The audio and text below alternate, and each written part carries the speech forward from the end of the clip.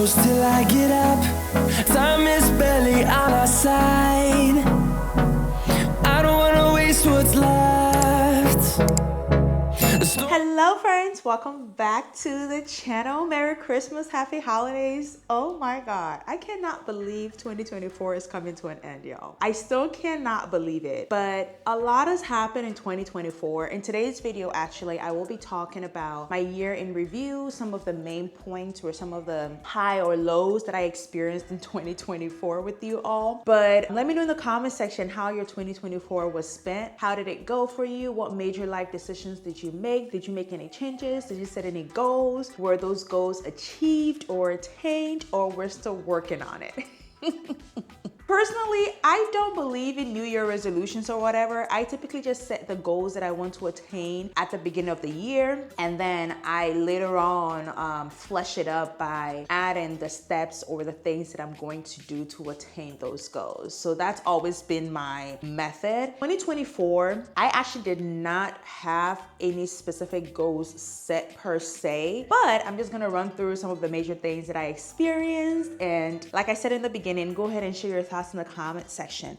If you're new here and you haven't subscribed, I don't know what you're waiting for, but go ahead and hit on that subscribe button real quickly. Support your girl, okay? So one of the highs that I experienced in 2024 was me hitting my 1-year anniversary with my airline in 2024. If you're new to the channel, my name is Priscilla. I am a Seattle-based flight attendant working with a major US airline company, and I started my journey to becoming a flight attendant March 2023, and I went to training in March, and then I got on the line by the end of April. So far, the journey has been great. If you're new to the channel, do check out my playlist on how I became a flight attendant, my journey through training, and after training once I got on the line. But I hit my 1-year anniversary March 13th of 2024. It was a huge accomplishment because there were so many people that I started this journey with, right from when we went for our event day, getting our CJO, getting to training, getting on the line, and actually working as flight attendants. Not everybody made it, y'all. Not everybody survived the journey, but I was so happy to know that I survived my journey. I survived my first year. And typically the first year is the hardest. So there's so many things that happen within your first year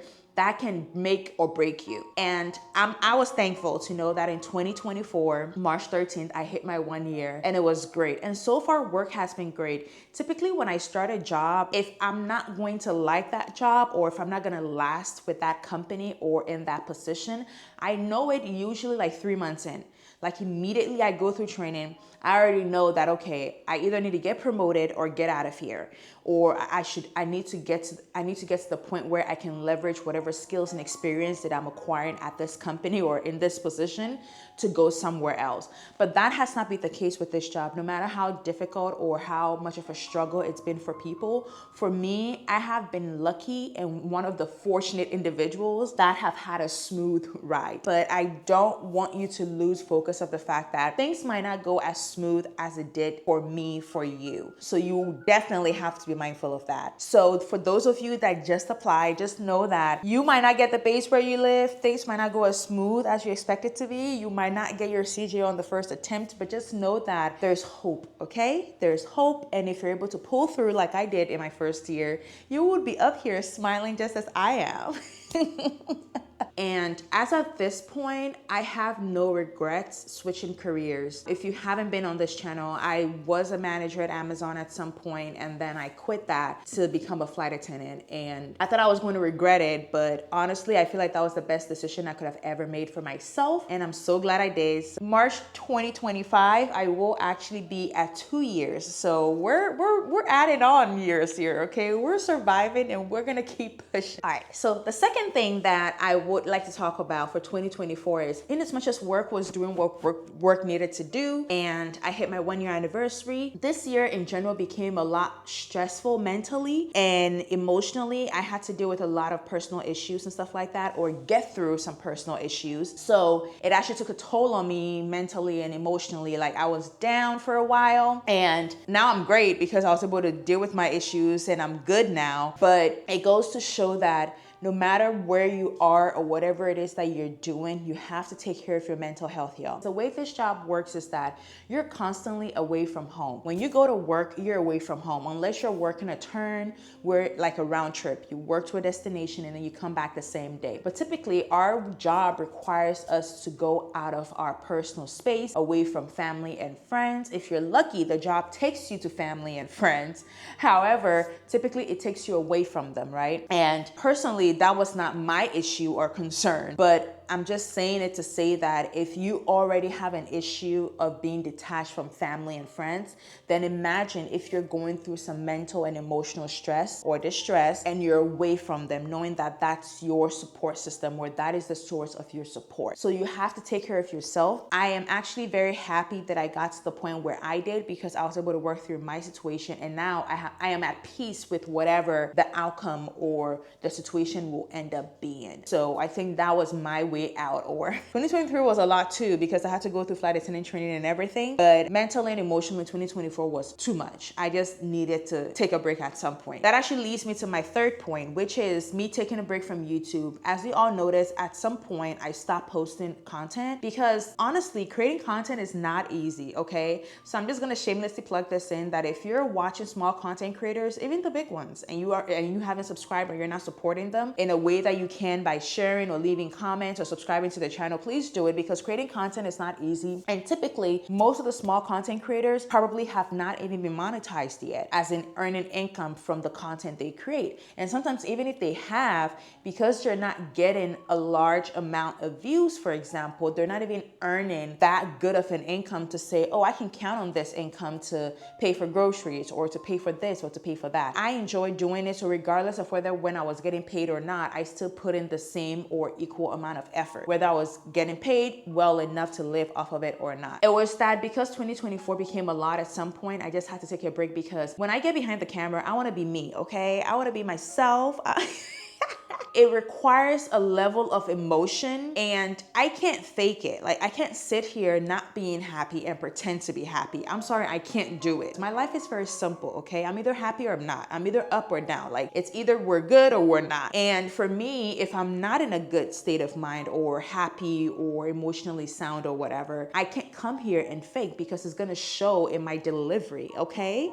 So, so at some point, your girl had to say, beep, stop, pause, let's take a break, let's step back, and then just regather ourselves, okay? So that's what I did. I took a break for a while. I stopped posting for a while. And I think the turning point for me was, I believe I was about to record a schedule reaction video. I think that was the last straw. I was like, no, I can't do this. I'm not happy. I'm not in a happy mindset right now. I'm not excited about this video that I'm recording. Not necessarily because work was bad or anything, but because of my own issues that I had going on. And I could tell in my delivery and how I was presenting the content that I was recording. And in that moment, I turned off the camera and I was like, nope, we're closing shop for a while, okay? We're not going out of business, but I wouldn't say we're going out of business, but I had to pause, because I could tell that the content or whatever it is that I was saying was not coming from my heart. I wasn't happy. I wasn't as excited as I've always been on my channel. But yes, your girl took a break from YouTube for a while, but now we're back and we're gonna make sure we're as consistent as we were the first year, okay? The fourth point also was that at some point I stopped doing things that I enjoyed when it comes to 2024, because I was just so tired.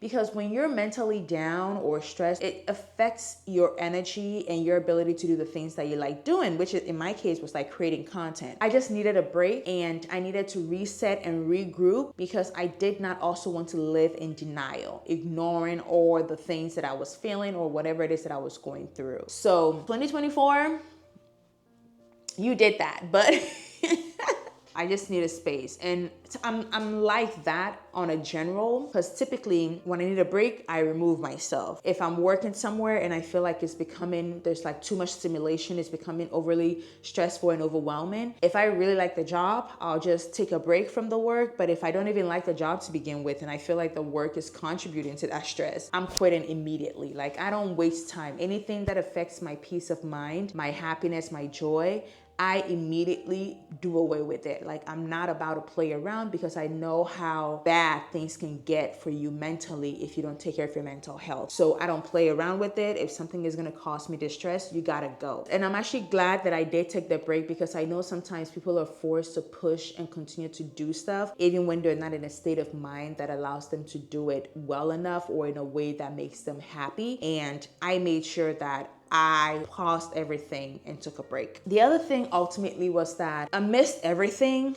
I feel like work was a good escape for me, because every time I would go to work, and that's the next point actually, being a flight attendant and being able to go to work was a great escape for me, because every time I would show up to work, I'm going out of the country, out of the state or out of the country, right? So it takes me to a new environment. I really enjoyed that. And me being able to fly or travel to different places actually served like as an outlet or a way for me to detach from whatever triggers that I was experiencing. So work was actually really great. It was a great escape. It was me being able to travel anywhere in the world and not have to worry, because when I'm at work, I don't bring my personal stuff to work, okay? When we show up to work, it's time to work. It's time to show up and show out. So it was a nice way for me to separate the two and to detach myself in a way. So it was great. And I did work a lot during that period too, which financially was really good for your girl, okay? So so I guess it was a win-win situation.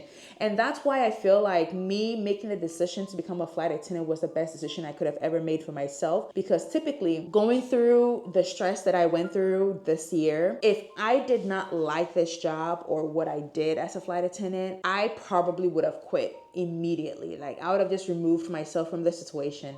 But in this case, work was not the trigger. Work was not what was stressing me out. Okay, so I'm kind of glad that I had this experience this year also, because it actually made me see the value of the career that I'm building right now as a flight attendant. So that was kind of great to come to the realization of as well. Moving on, the other thing that I did in 2024, or for the first time ever since I've been working anywhere, is I did take a leave. No matter how much you enjoy the work you do, sometimes you just need to remove yourself, okay? You need a break. Long story short, I am on leave right now, and that's something that I did in 2024. So I really enjoy the fact that I took advantage of that, or I had to take advantage of that, and I could do it as early as I did.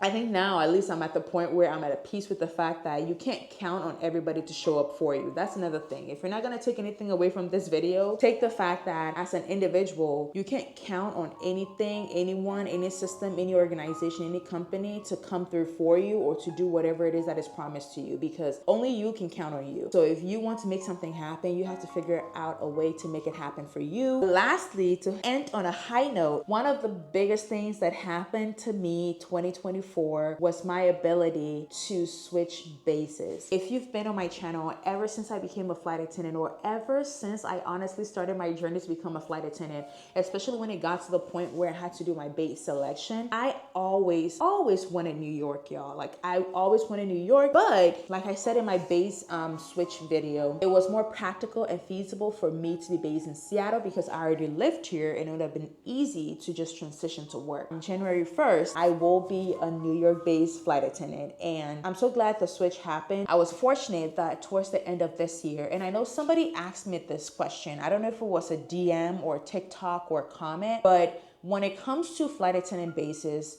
or switching bases, when you get assigned a base when you're out of training, you're expected to stay there for a while, right? However, while you're at that base, every single month you can, or you do have the ability to submit a base transfer or base switch request. However, it's a matter of whether you're going to get it or not, operational need. There's so many factors that goes into it. 2024 was the perfect timing, especially because I am on leave right now. So it would make my transition from one base to the other very easy because I'm currently not actively flying. This honestly was one of the biggest highlights. 2025 is going to be very different, and I look forward to it. I don't know how it's going to end up, how things are going to work out, or how I'm going to manage being an international commuter. I think I'll figure it out.